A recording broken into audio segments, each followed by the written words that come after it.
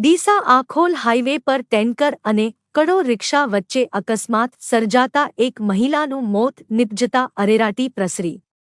ડીસા પંથકમાં અકસ્માતનો વણઝાર વરસી રહી છે। ગફલતભરી ડ્રાઇવિંગ અને પૂરપાટ ઝડપે વાહનો હંકારતા વાહનો ચાલકોના કારણે રોજબરોજ નાના મોટા અકસ્માતો સર્જાઈ રહ્યા છે અને નિર્દોષ લોકો મોતને ભેટી રહ્યા છે। કેટલાય લોકો અપંગતા ધારણ કરી રહ્યા છે। સ્થાનિક પોલીસ સહિત જિલ્લા આરટીઓ વિભાગની ગંભીર બેદરકારીની સજા નિર્દોષ લોકો ભોગવી રહ્યા છે। ત્યારે ડીસા આખોલ હાઈવે પર આવેલ મહાકાળી મંદિર પાસે ટેન્કર અને કડો રિક્ષા વચ્ચે અકસ્માત સર્જાતા રિક્ષામાં બેઠેલ એક મહિલાનું ઘટના સ્થળે કમકમાટીભર્યું મોત નિપજતા અરેરાટી પ્રસરી જવા પામી હતી। જ્યારે બે બાળકો સહિત એક વ્યક્તિને ગંભીર રીતે ઈજાઓ પહોંચી હતી। અકસ્માતના પગલે લોકોના ટોળેટોળા ઘટના સ્થળે ઉમટી પડ્યા હતા। જ્યારે અકસ્માતની જાણ થતાની સાથે નેશનલ હાઈવે ઓથોરિટીની ટીમ સહિત 108ની ટીમ ઘટના સ્થળે પહોંચી રાહતની કામગીરી હાથ ધરવામાં આવી હતી અને ઈજાગ્રસ્તોને ડીસા સિવિલ હોસ્પિટલમાં સારવાર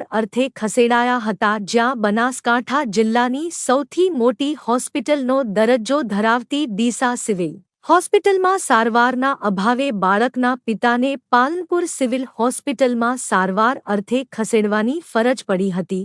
ઘટનાના પગલે ડીસા પોલીસ ઘટના સ્થળે પહોંચી મરણજનાર મહિલાની લાશને પોસ્ટમોર્ટમ અર્થે ડીસા સિવિલ હોસ્પિટલમાં ખસેડી આગળની કાર્યવાહી હાથ ધરવામાં આવી હતી। રિપોર્ટ ભરત ઠક્કર, ડીસા, બનાસકાંઠા।